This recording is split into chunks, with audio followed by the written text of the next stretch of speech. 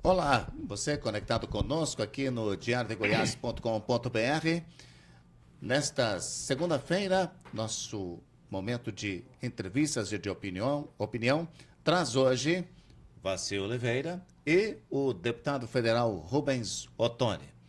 Vacil Oliveira, entrevistador.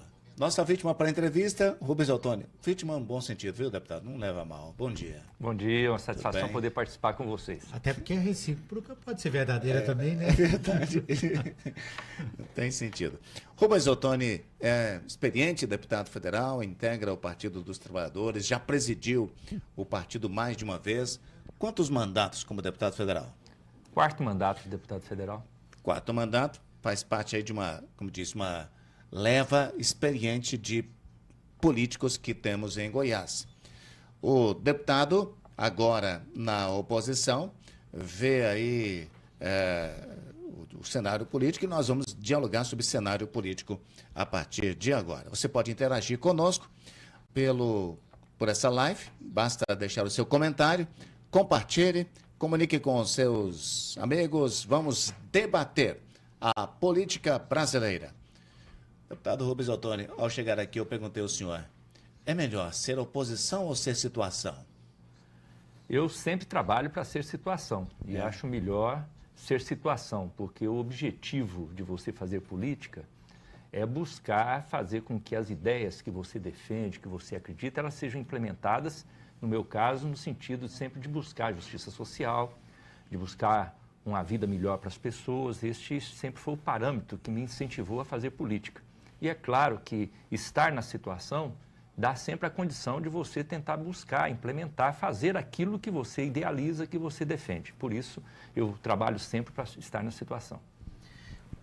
Nesse momento, o PT está em alta ou continua ainda em baixa no cenário nacional, em termos de questionamento, não o partido como uma instituição? Eu vejo o seguinte, Vacil, às vezes o pessoal teima em ficar analisando apenas o PT. Nós temos que analisar o nosso país e analisar a política do nosso país. Quem dera se os problemas e as soluções para o nosso país estivesse ao redor apenas do PT ou de outro partido qualquer. Não é o caso. O PT, como qualquer partido, ele vive momentos de alta, momentos de baixa. Nós já estivemos no poder central do país por 3 mandatos e hoje estamos na oposição. O que poderia fazer, levar a uma avaliação, foi assim, então agora está em baixa. A questão é que o cenário muda muito rápido. A minha avaliação é que hoje nós estamos vivendo no nosso país uma situação onde nós temos um governo que acabou. O que está em disputa hoje é como sair desse governo. E essa pergunta ou essa resposta, ela está sendo trabalhada na situação e na oposição. Lá dentro do governo, tem gente discutindo e se perguntando e buscando um caminho. Como que a gente sai dessa? Como sair desse governo? Porque esse governo acabou. Então, tem gente lá no governo que trabalha uma solução antes da próxima eleição presidencial, já tirar o presidente agora. Não é a oposição, não. O pessoal do governo. Tirar esse presidente para colocar um, digamos, mais palatável, que dê menos desgaste, que prejudique menos a base do governo na próxima eleição. Na próxima eleição, né? Então, eles já querem tirar agora, né?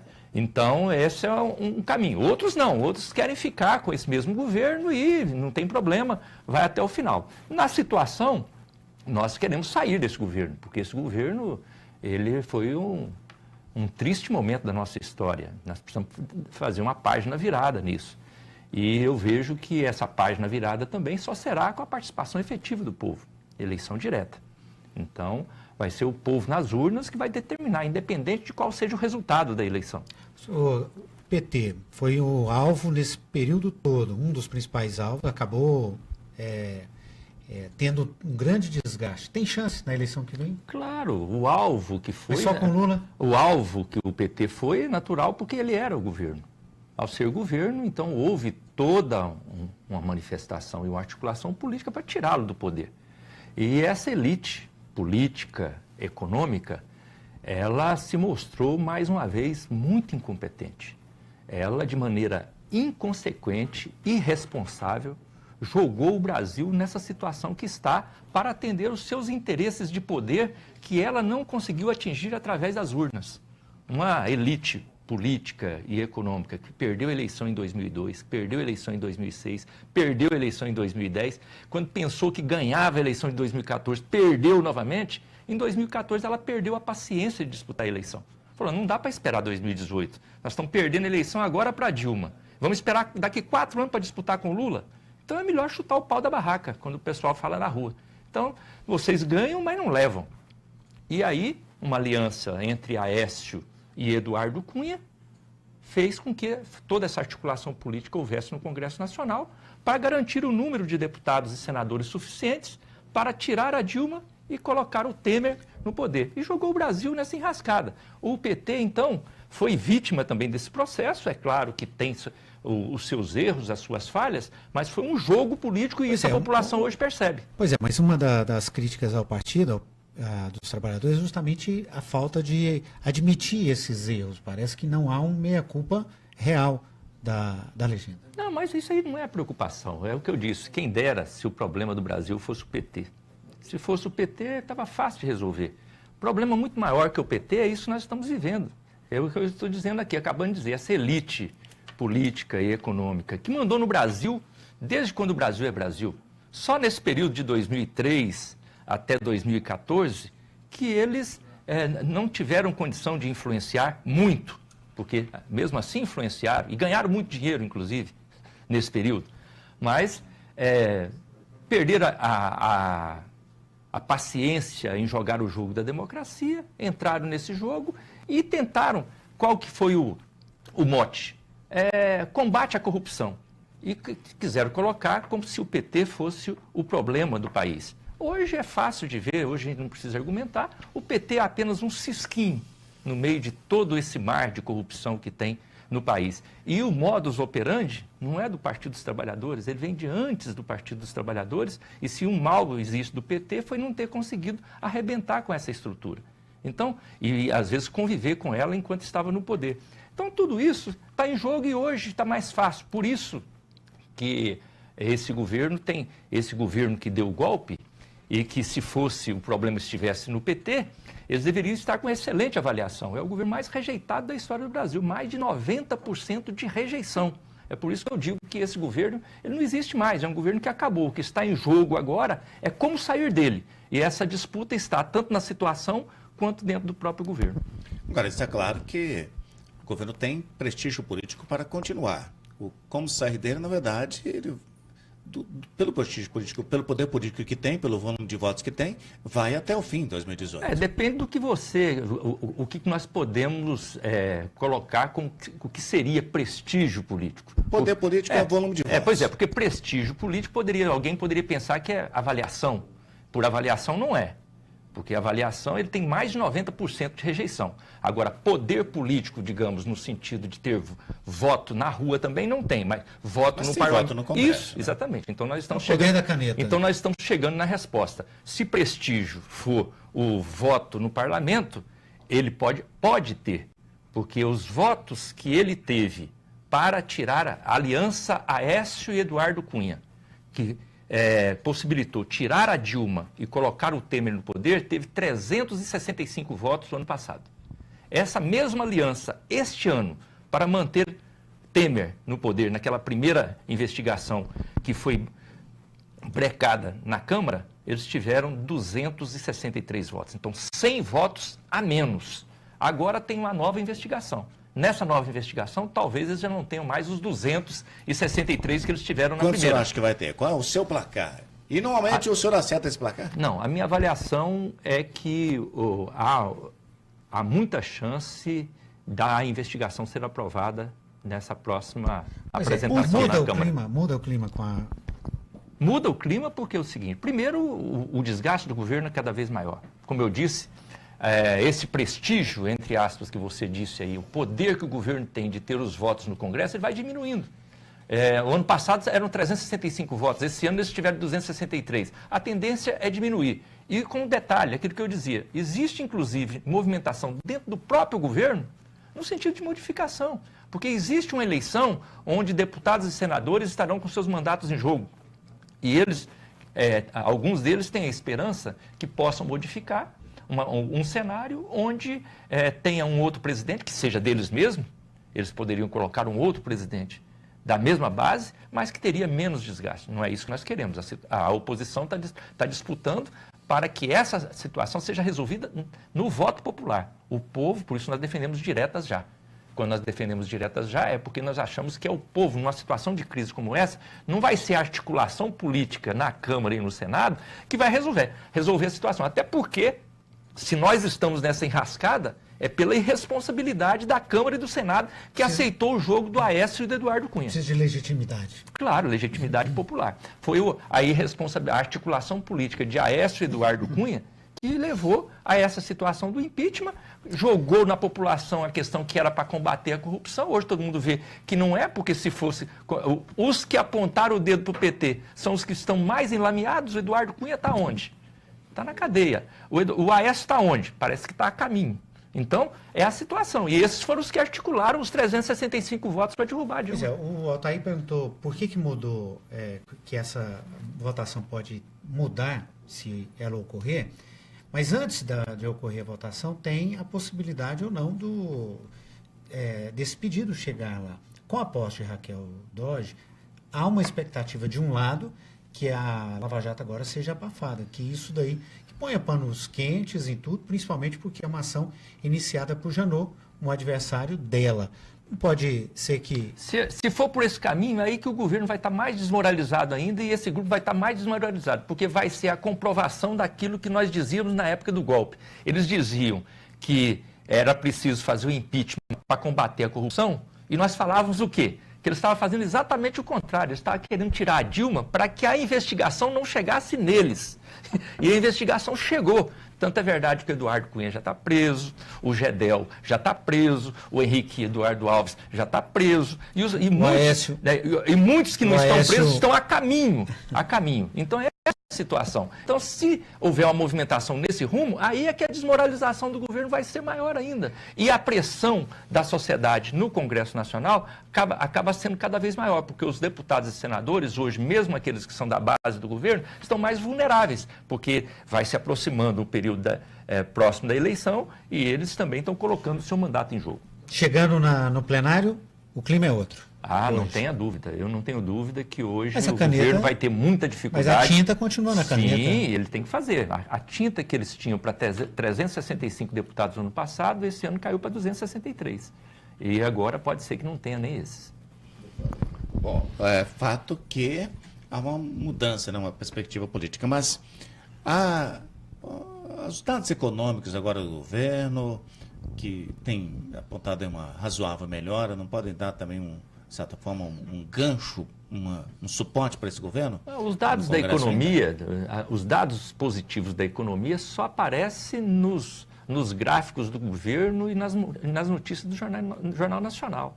Agora, a questão que conta é no bolso do povo, lá na rua, lá no bairro, lá na periferia. Isso que conta. E hoje o que a gente percebe é essa insatisfação da população brasileira justamente por causa disso. Por que hoje o Lula se apresenta como uma grande esperança do povo brasileiro? Com todos os enfrentamentos e com toda essa caçada que é feita do ponto de vista jurídica e política a ele e a todo o seu legado. É porque o povo sabe a realidade que foi a sua vida na época do Lula e agora. Então a gente encontra com as pessoas e às vezes chega numa rodinha, o pessoal está debatendo se o Lula é culpado, se não é, se tem problema na justiça, se não tem, se ele vai ser condenado, se ele não vai. O cara fala assim, olha, eu não quero nem saber. E se o Lula for candidato, eu voto nele, porque na época dele minha vida era melhor. É assim que o povo resolve as coisas. Então não é com gráfico mostrado no Jornal Nacional que o governo vai melhorar a sua avaliação e vai resolver o seu problema com a sociedade. Ele tem mais de 90% de rejeição porque ele enganou a sociedade. Ele deu o golpe, tirou uma presidenta legitimamente eleita pelo voto popular, honesta, não conseguiram provar nada contra ela, colocaram um presidente que agora está comprovado com vários crimes, já colocado com comprovação, com provas feitas, e a vida do povo piorando. Deputado, o PT defender o Lula é fácil, né? O discurso é simples e objetivo. Difícil é defender Dilma? Não, de maneira nenhuma. Nosso governo, o legado que nós temos, e nós falamos do legado nosso no governo Lula e Dilma. Com toda certeza, no governo Dilma nós tivemos falhas, no governo Lula nós tivemos falhas. E quando nós defendemos o governo Lula e Dilma, não é porque foi governo perfeito, é porque com todas as falhas, erros e limitações, nós fomos infinitamente melhores e compromissados com a melhoria de vida do povo brasileiro. E o povo brasileiro reconhece isso. Então, a população, apesar de toda essa parafernália, tentativa de poder diminuir o nosso legado, de tentar jogar a responsabilidade das dificuldades em cima do PT ou do nosso governo, a população dá o seu voto de confiança. Como você disse, é muito fácil para mim, como deputado federal, falar bem do Lula e da Dilma. Agora, o Instituto Datafolha, que é da Folha de São Paulo, adversário contumaz do Partido dos Trabalhadores, fazer uma pesquisa onde em 8 cenários, mudando todos os candidatos possíveis, colocando candidato que é candidato, candidato que tem partido, que não é, colocando Moro como candidato, Joaquim Barbosa como candidato, Luciano Huck como candidato, enfim, todas as formas de cenários, o Lula ganha nos 8 cenários, e com detalhe, com o dobro de votos do segundo colocado. Então, para o PT é fácil defender o Lula, mas o Datafolha aceitar e ter que divulgar uma pesquisa dessa é porque na sociedade também existe esse sentimento de esperança que nós possamos retornar àquele momento onde o povo mais simples, humilde e trabalhador tinha um acesso mínimo àquilo que a elite sempre teve. Direito à educação, do trabalhador poder colocar o seu filho na escola, o pedreiro poder ver a sua filha ser doutora, ter saúde, ter educação. Esse já é o discurso da campanha? Não, esse foi o discurso do nosso governo. Foi o discurso do nosso governo e é isso que nos anima a poder trabalhar para retornar ao governo, para fazer aquilo que nós já fizemos. Porque quando, em 2002, o Vacil, era isso. A gente tinha um discurso e a gente tinha que falar desse discurso para falar, olha, se a gente chegar lá, nós vamos fazer diferente. As pessoas falam, faz nada. Quando chegar lá é a mesma coisa. Sim. Agora, nós temos condição de falar o seguinte, nós queremos voltar ao governo para fazer o que nós já fizemos. E o povo fala assim, se fizer aquilo que você já fizer, já está bom demais. Agora, deputado, no meio disso tem uma questão crítica que é a provável condenação de Lula na segunda instância e impedimento dele para se candidatar. A nossa dúvida, e Vacil Oliveira já comentou isso mais de uma vez, sem Lula, qual é o plano B do PT? Olha, o plano A, B, C, D do PT é o Lula. A oposição fica doida para que a gente tenha um plano B. Porque, na verdade, a oposição, sabe o que ela quer? Ela quer ganhar a eleição do WO. É aquele time que vai para a final, mas não quer disputar com o adversário, torcendo para ter um impedimento para o adversário não entrar em campo. Não, nós temos o nosso candidato e o que pode acontecer nessa eleição? E isso deve acontecer. É que vai haver uma pendenga jurídica, uma disputa jurídica. Então, vai ser uma candidatura que vai ser questionada, que vai ter um questionamento, vai ter uma liminar, vai ter uma busca ou de não deixar ser candidato, ou de buscar que seja candidato. Mas o Lula será candidato, é o nosso candidato, estamos trabalhando para isso, ele representa esse legado que nós trabalhamos e vamos apresentá-lo para a sociedade. Para a situação, resta 2 coisas. Trabalhar para que o Lula não possa ser candidato, quer dizer, então aí fazer uma eleição sem o Lula, ou trabalhar todo esse aparato de se ele vai ou não vai, como forma de tentar desgastá-lo, que no meu entendimento, Altair, também não vai funcionar, porque toda essa tentativa deles de fazer esse questionamento jurídico, ao invés de desgastar o Lula, está ajudando a esclarecer para a sociedade que existe uma perseguição e criando um espaço de vitimação que faz com que ele cresça cada vez mais nas pesquisas. Internautas integrados conosco, Sônia Cerqueira, Ilma Araújo, Bernadette de Souza, obrigado pela Edinamar também, obrigado pela audiência. E a Bernadette faz aqui uma afirmação bem dura, mas imagino que o senhor já tenha ouvido e visto diversas vezes. Eu faço questão de colocar porque o senhor tem a oportunidade de debater com ela. Diz ela, o PT fez diferente sim. roubaram demais, mataram Celso Daniel, Bolsonaro 2018. Então ela deixa bem claro que é optante do Bolsonaro. Pois é, Bernadette, essa é uma questão que nos diferencia muito. Nós, apesar de todas as divergências, nós respeitamos a democracia e queremos que o voto popular defina. E é isso. Você tem o seu candidato, nós queremos que o Lula possa ser o candidato. E vamos resolver isso na urna. Vamos debater, vamos ver se a maioria da população, o que a maioria da população pensa. É isso que nós precisamos. Bolsonaro é um adversário difícil? Isso é democracia. A que ponto? Por isso, isso aí comprova aquilo que eu disse no início da entrevista, que nós estamos vivendo um momento no Brasil, um triste momento político devido à irresponsabilidade e à incompetência da elite política e econômica desse país. Uma elite que, ao tentar destruir o adversário, que era o PT, não foi capaz de se estabelecer para disputar as eleições. Essa elite, coordenada pelo PSDB, pelo PMDB, eles tinham 3 candidatos em potencial no último período. Eles tinham o Aécio, que foi o candidato que disputou a eleição, o Alckmin, o Serra, e agora esses nomes não se apresentam e ter que engolir uma situação, criar uma situação de golpe no país, para depois estar discutindo ou Bolsonaro ou Dória, é uma demonstração de muita incompetência para essa elite. Por outro lado, Maurício Rodrigues, conectado conosco. Olá, Maurício, beleza? Ele diz que Lula vai dar uma surra nos golpistas. Não fez uma pergunta, né? Fez uma afirmação. E a Sônia passando vontade na gente aqui, ó. A Sônia está acompanhando a gente e fazendo almoço. Nós já estamos com fome. É verdade. Então, daqui a pouco nós vamos começar a roubar a audiência do Jornal do Almoço, também do Jornal do Meio-Dia. Pode ficar tranquilo que nós vamos deixar. Frederico JP também está conectado conosco. Deputado Rubens Ottoni, fique à vontade, internauta, pergunte também, faça o seu comentário nesse nosso debate aberto aqui no Diário de Goiás, nessa live direto no Facebook. Deputado, hoje o PT vive a incômoda situação de uma delação de Antônio Palocci, fazendo afirmações de que comprometem o partido de Luiz Inácio Lula da Silva. Essa nova situação, ela preocupa o PT ou não? Não muda em nada, não muda em nada. Infelizmente, no momento de exceção que nós estamos vivendo no país... O que é exceção? Nós estamos vivendo um momento onde a democracia foi rompida. Isso que não era evidente em 2015, em 2016 e que hoje está fácil das pessoas entenderem. Nós rompemos o véu da democracia. O que é democracia? É quando você tem um contrato onde você define que as partes vão respeitar esse contrato. Então, o contrato é o quê? É eleição. Quem ganha eleição, governa. Quem perde eleição, fiscaliza e prepara para outra. Aí a elite perdeu a paciência, percebeu que não podia esperar 4 anos para outra eleição, rompeu o pacto e esse contrato.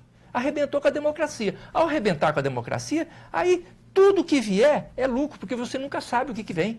Porque não tem regra mais, não tem contrato. E aí não tem contrato nem dentro do Poder Legislativo, nem no Executivo, e muito menos no Judiciário. Então isso aí é detalhe. E esse detalhe que você fala, mas tem essa delação, pode acontecer outra, e também pode acontecer não contra o PT, contra outro, isso aí é um jogo em aberto e que nós temos que preparar. Por isso que eu disse, hoje, esse governo acabou. O que está em disputa é a saída. Qual que é a porta de saída disso? Não tem outra porta de saída.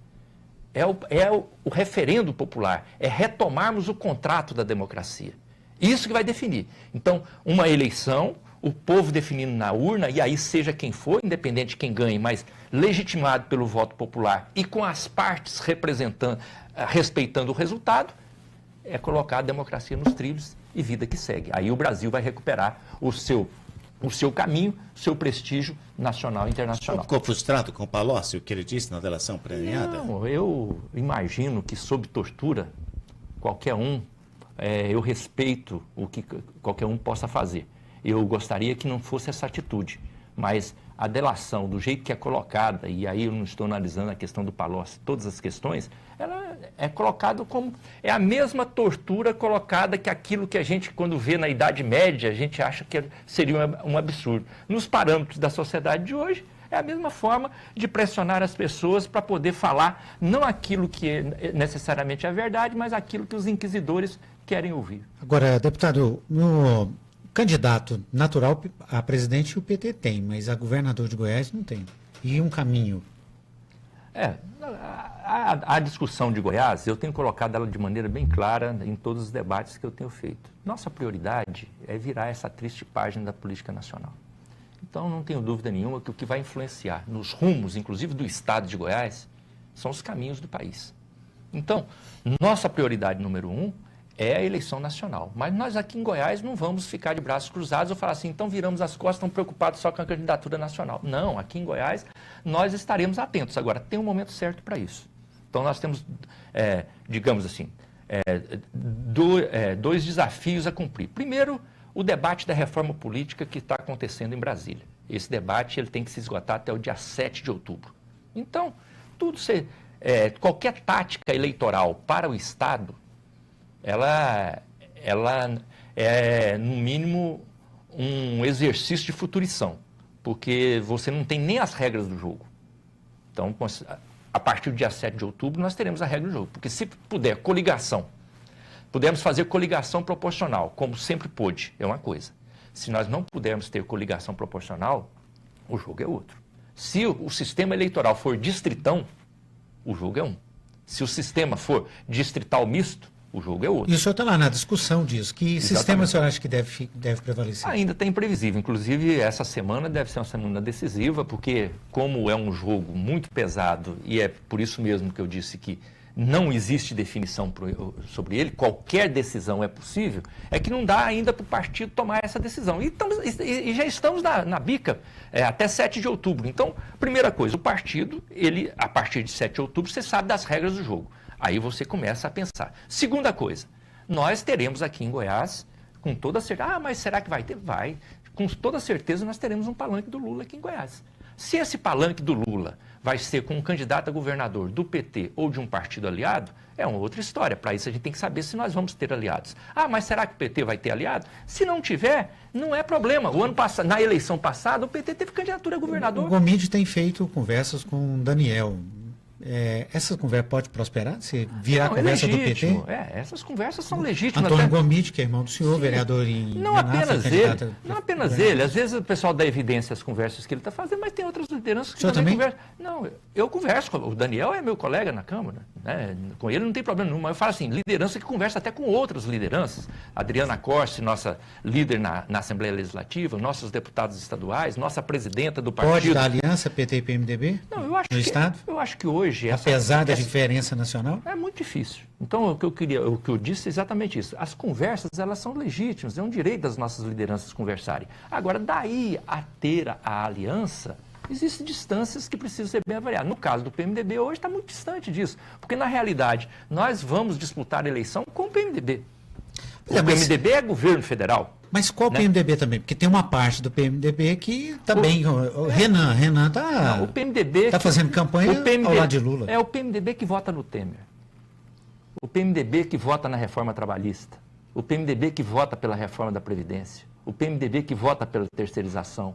O PMDB que vota para tirar os recursos. E esse é o adversário? Esse sempre é o adversário nosso. Agora, o PMDB que votar contra o Temer, o PMDB que quiser enfrentar o Temer, aí nós podemos até conversar, mas é uma exceção. O Requião lá no Paraná é uma exceção, ele é do PMDB. Mas o Daniel votou a favor de Temer em todas as vezes, então... Pois é. Como aliar-se? Pois é, então você já está respondendo. É uma aliança difícil, então. Eu falei, é uma aliança difícil por causa disso. É exatamente por isso. Essa é a lógica. A lógica é essa, quer dizer, nós vamos dialogar, conversar não tem problema, a gente vai conversar com todas as lideranças, nós temos abertura para conversar com todas as lideranças. Agora, a aliança mesmo, nós vamos fazer com quem tiver essa identificação. Como a eleição vai ser polarizada no cenário nacional, nós estaremos com aqueles que apoiarem o nosso projeto nacional, que estará materializado na candidatura do Lula. Vamos algumas intervenções aqui no nosso debate, pode ser? Claro. Com você, internauta, vamos conversar aqui pelo Luiz Faleiro. Beleza, Faleiro? Como é que você está? Muito bom dia para você. O Dejanir Jânio espera Gomide 2018. Então ele está falando Antônio Gomide para 2018, para governador, né, de certa forma. O Leonardo Dias, quem apoiou o golpe foram aqueles que votaram em Aécio. Quem é Aécio? E o Helicoca, haveria uma relação com o tráfico internacional? Ele traz aqui o assunto Aécio Neves. O Luiz Faleiro diz, prender ladrão do dinheiro público não é democracia, nobre deputado. Ele está perguntando. Eleições sim, mas Lula nunca mais. A Sônia diz que o Brasil tem remédio? Pergunta ela. Eliezer Castro acha que o senhor, abre aspas, é um Matusalém da política. E aí vem o Djanir e diz, o seu voto sempre foi a favor do povo, deputado, citando as suas votações, as suas opiniões. Gisley também diz que o senhor votou a favor dos trabalhadores na reforma trabalhista e manda um parabéns também. O Dejanir completa dizendo que Vianópolis tem muitas obras com emendas do senhor, ele reconhece isso. E Maurício Rodrigues diz que os maiores ladrões estão nos quadros do PMDB. Algumas perguntas e algumas opiniões. Isso é legítimo. A primeira coisa é respeitar realmente a opinião, e esse é o meu parâmetro sempre da minha vida política, é de respeitar as opiniões diferenciadas. E poder debater. Por exemplo, o Faleiro coloca uma questão importante, e eu respondo a ele. Mas colocar ladrão na cadeia, quer dizer, fazer justiça, isso não é democracia? Eu acho que faz parte da democracia. Não, o que não faz parte da democracia é ser seletivo. Agora, é fazer com que só atacar a quem é conveniente, como foi feito na época do golpe. Então nós vamos tirar a presidenta porque com isso nós vamos combater a corrupção. Quando na verdade não era isso que eles queriam, Faleiro.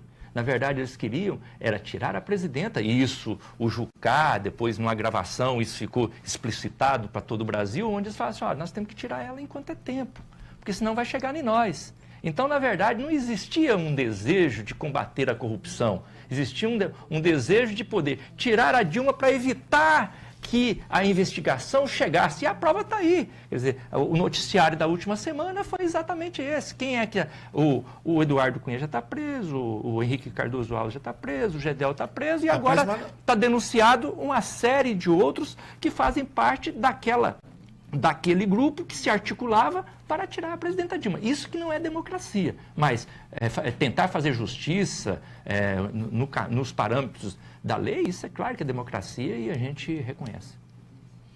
Pois bem, o nosso Maurício Rodrigues disse que os maiores ladrões, já foi citado aqui, mas ele disse que, em relação aqui do comentário do cidadão Luiz Faleiro, diz que o senhor é um Matusalém da política, então ele questiona. Então, Marconi e eles são avós do Matusalém? Ou seja, eles estão fazendo um debate entre eles. É bom. De certa forma. Esse debate é bom. Por essas afirmações aqui, o eleitor está mais duro, né? O eleitor está mais humorado. O senhor tem percebido isso? Como reagir diante de um eleitor assim, que vai mais direto ao assunto? Mas eu acho que tudo tem o seu lado. Por um lado, as pessoas enxergam que o momento está muito difícil para a política, porque agora o pessoal está muito questionando muito, e isso está difícil de fazer política. Eu vejo por outro lado. Eu vejo que o eleitor, ao ser mais exigente com a atividade política, com aqueles que o representam, isso faz bem para a política também. Aí cabe a nós que nos dispusemos a ser agentes públicos e poder buscar a representação, nós temos a responsabilidade de poder mostrar nos atos, na ação, não apenas no discurso, que a gente se diferencia e, com isso, pode ganhar o direito dessa representação. O senhor tem expectativa de que a Raquel Dodge, no Ministério Público Federal, vai conduzir uma atuação mais, digamos, cautelosa do Ministério Público, menos ostensiva? Não, eu sempre trabalho na expectativa que não apenas no Poder Judiciário, no Poder Legislativo, no Poder Executivo, nós possamos retomar o caminho da tranquilidade, do equilíbrio, o caminho da democracia. Como eu disse para vocês, para mim, o que eu vejo é que nós rompemos um contrato, rompemos a democracia. Nós temos que recompor isso. E os excessos e os erros, as falhas, pode ter certeza, elas não aconteceram apenas no Legislativo e não apenas no Executivo, aconteceu um pouco em cada lugar. Lá no Judiciário, também, lá no Ministério Público, na Polícia Federal, também. Então, todos esses lugares nós precisamos recompor e equilibrar. Essa é a minha expectativa. Acho, sinceramente, que nós só vamos recompor esse cenário no seu todo na medida que haja a expressão popular, que é nas urnas. Vai ser a eleição que vai definir isso. Mas no dia a dia, eu acho muito importante que cada poder ele vá se equilibrando naturalmente e vá aprendendo com os próprios momentos e com as suas próprias ações. Seja capaz de avaliar, de reavaliar e de poder corrigir rumos. O PT está se mexendo de que forma aqui no Estado? Tem filiações, diminuir as filiações, como é que está? Não, aqui em Goiás nós estamos vivendo um excelente momento dentro desse cenário de retomada do nosso trabalho. Tivemos a renovação este ano das nossas direções municipais, renovamos todos os diretórios municipais, renovamos a nossa direção estadual, elegemos aqui em Goiás a professora Cátia Maria dos Santos como nossa presidenta, e ela expressa um momento de grande renovação e de dinamismo dentro do partido. É uma liderança política que cresceu muito e cresceu no trabalho de base, andando todo o estado de Goiás, e já assumiu o diretório regional com um desafio para todos nós e colocou que até o final deste ano, que é o partido organizado em todos os municípios do estado de Goiás. Então, aonde nós não fizemos renovação, nós faremos até o mês de dezembro. E esse trabalho está sendo realizado agora por todo o estado, nós estamos andando, os deputados estaduais, as lideranças da executiva, do diretório, e o nosso objetivo é o partido, nós vamos entrar em 2018 com o PT nos 246 municípios do estado. Além disso, um trabalho de discussão de políticas setoriais. Esse final de semana, inclusive, nós teremos aqui no sábado um grande encontro das lideranças setoriais do partido, educação, saúde, meio ambiente, segurança pública, Secretaria de Mulheres, combate ao racismo. Então, pessoas com deficiência, são vários setoriais, são 13 setoriais diferentes e que eles estarão reunidos à expectativa de mais de 400 lideranças de todo o estado para discutirmos políticas públicas setorizadas. Então, ao mesmo tempo, fazendo o trabalho regional de cada região, de cada município, e também discutindo políticas regionais. Então, o partido está se preparando, vamos lançar aqui no dia 29 de setembro, tudo isso coordenado pela nossa presidenta, a professora Cátia, ela depois pode passar mais informações sobre isso para vocês, mas no dia 29 nós teremos aqui em Goiás o lançamento com um seminário do projeto de elaboração do nosso plano, nossa proposta para o estado de Goiás. Goiás e o Brasil que a gente quer. E esse lançamento vai ser com a palestra aqui do nosso presidente da Fundação Perseu Abramo, que vem para poder fazer todo o debate, e vamos fazer equipes, grupos de trabalho em Goiás para discutir situações políticas públicas para o estado de Goiás. Goiânia, o PT teve a oportunidade de administrar aqui e a memória que ficou, pelo menos nas pesquisas indicam isso, não é uma memória boa. Essa é a memória imediata. Eu tenho absoluta certeza que a memória histórica vai mostrar o legado também que o Partido dos Trabalhadores deixou aqui na cidade de Goiânia pelas oportunidades que ele teve de passar pela prefeitura, seja com o prefeito Paulo Garcia, seja com o prefeito Pedro Wilson, seja com o prefeito Darcy Acossi. São administrações que deixaram um legado e que a história vai ser retomada, como no caso de Anápolis também, um legado que a história vai reconhecer e vai demonstrar o que a Anápolis recebeu da administração do Partido dos Trabalhadores. Isso eu não tenho dúvida nenhuma, tanto aqui quanto lá, nós temos muita coisa a mostrar. Agora, a opinião do Jesus Sequeira conosco nessa interação. Ele acha que se houver suspeita de crimes, qualquer cidadão tem que ser investigado. Quanto a condenar alguém sem provas irrefutáveis, aí já é parcialidade explícita, e isso é o que está acontecendo, como aconteceu com o ex-presidente Lula. Quero deixar claro que ele não é adepto a nenhum partido político, mas está havendo uma... Esse tipo de manifestação eu tenho visto em todos os lugares. Esses dias eu estava, esse final de semana mesmo, passei fazendo uma visita ao interior, eu parei num posto de gasolina para abastecer, e uma pessoa que estava lá, ela se manifestou exatamente com essas palavras que a pessoa que interagiu aí disse, Altair. Ele falou assim, olha, eu não sou do PT, não participo de política, não sou filiado a partido nenhum, mas o que estão fazendo com o Lula é um absurdo. Quem é que não vê que isso é uma perseguição? Então as pessoas estão se manifestando dessa maneira. Então, de certa forma, o papel de Está chegando. O papel de vítima do presidente. Não, está chegando no imaginário da sociedade. Porque uma coisa era nós dizermos isso lá em 2014. Por exemplo, eu dizia em 2014, em 2015, no início de 2015, nós saímos da eleição em 2014. Em fevereiro de 2015 eu já dizia isso. Falei assim, olha, nós entramos num momento de exceção. Isso aqui só vai resolver na próxima eleição presidencial. Por quê? Porque essa oposição, naquela época, eu até dizia que eu não acreditava que eles iam derrubar a Dilma. Eu falei assim, eles não vão dar conta de derrubar a Dilma, mas eles não vão deixar a Dilma governar. Então, esse governo vai ser um tempo perdido. E eu falava, se eles conseguirem derrubar a Dilma, vai ficar pior ainda, porque aí a crise vai se estabelecer. E não deu outra. Agora, eu falar isso naquela época é uma coisa. Agora, hoje, a população que diz. A população já percebe. Isso quer dizer, então, que o momento histórico pode ter dado uma grande oportunidade ao PT de retomada mesmo? Não, eu vejo que o momento histórico, a história é sempre assim, ela dá oportunidade para as pessoas formarem a sua consciência. E hoje, a consciência que a sociedade brasileira poderia ter formado pelo bem, ela está formando agora no sofrimento.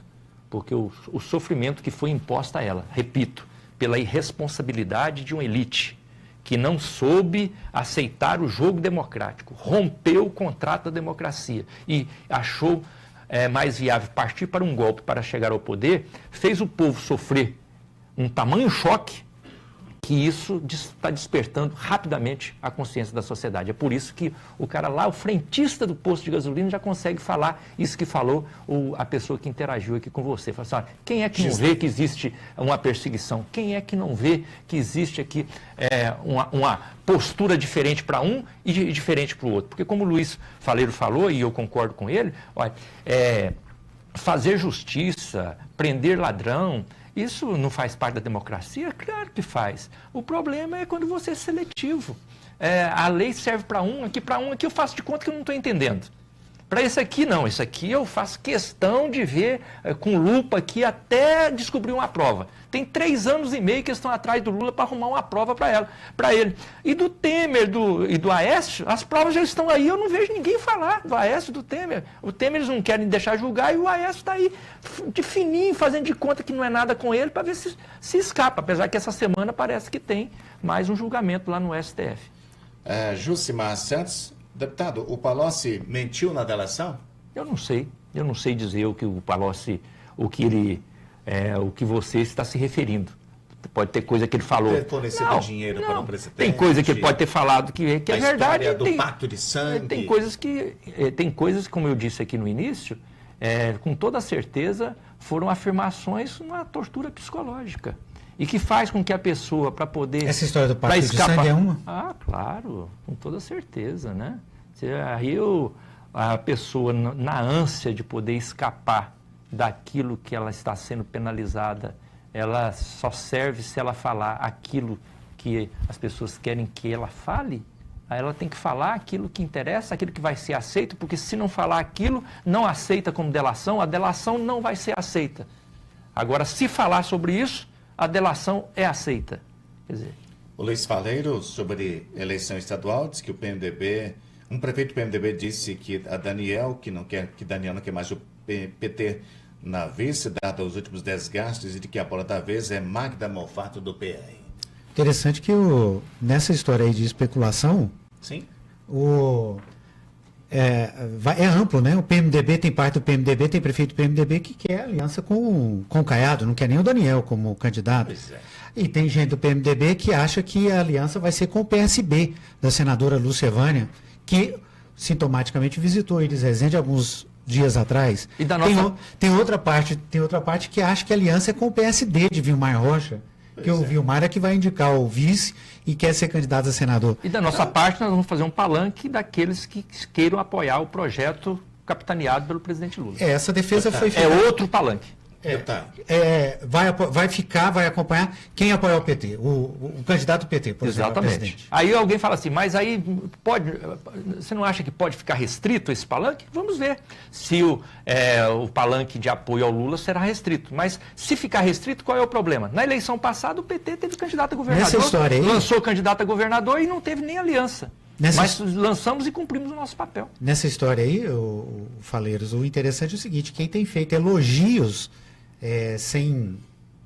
de forma até espontânea nos últimos tempos aqui em Goiânia é Iris Rezende. Tem feito elogios a Lula espontaneamente, sem ser provocado. Aliás, em nada. apoiou o presidente em virtude da condenação que ele sofreu, a primeira condenação. Então, eu estou comentando tudo isso para a gente chegar num ponto. Está aberto demais, né? Isso demonstra que eu tenho razão, e o PT tem razão aqui em Goiás, coordenado pela nossa presidenta, a professora Kátia, de dar tempo ao tempo, porque esse cenário está em aberto. Exatamente. As regras não estão definidas, a reforma política se estabelece em outubro, depois você tem um tempo para discutir e, na verdade, as alianças se materializam a partir do mês de março do ano que vem. Então, até lá, muita coisa pode avançar. Entre Caiado, Daniel Vilela e Zerton, quem hoje está mais forte na candidatura a governador, na sua opinião? Com certeza nós vamos apoiar um outro candidato, um outro palanque. Se for o caso do PT lançar candidato, o PT terá o candidato. Obrigado, senhor, pela entrevista. Grande abraço a vocês. Aqui ao Diário de Goiás e ao nosso quadro Viva a Voz, sempre ao vivo, com convidados às 11 horas da manhã, para fazer o preâmbulo do horário do almoço, né? Esquentando a audiência para o Jornal do Meio-Dia e tudo mais. Com o Diário de Goiás, que agora em agosto, né, manteve a sua visitação, mais de 1.600.000 page views. Obrigado a você, internauta, pela visitação. Um assunto que o debate daqui repercute na sociedade. Obrigado. E participa mais, porque é bom quando participa, né? Quando a gente estabelece uma conversa que amplia. Acaba que as pessoas trazem informações, ou às vezes nem informações, trazem comentários. Ideias, né? Isso é importante. Esse debate é bom, né, deputado? Muito bom, parabéns. Esse trabalho é muito importante, essa interação com a sociedade. Um ponto que o senhor falou aí, só para a gente encerrar, é essa ideia de que está muito acirrado o debate, aliás, nem ideia, isso é fato, está muito acirrado. Mas, por outro lado, tem um aspecto bom, que política é isso, né? O debate é a política que não vinha sendo feita. Quantas vezes a gente ia no interior aí e as conversas dos políticos, dos caciques políticos, eram muito mais de estabelecer contrato com outras lideranças do município e não de dialogar com a população. A população é um detalhe. Agora não, ela é agora protagonista. Não, tem que debater, tem que enfrentar a crítica. Tem que explicar, tem que orientar. Isso é bom. É isso. Essa é a nova realidade. O cidadão também é protagonista do processo político e histórico, por isso nós valorizamos todo esse debate. Obrigado, senhor, pela visita aqui ao Diário de Goiás. Honrado de poder participar com vocês. Parabéns. Obrigado pela gentileza. A você também, Vacil Oliveira. Obrigado. Até breve com o nosso novo... mais comentários e mais entrevistas e outros nomes aqui na nossa agenda. Obrigado a você, internauta, e até breve com Viva Voz aqui na live do Diário de Goiás.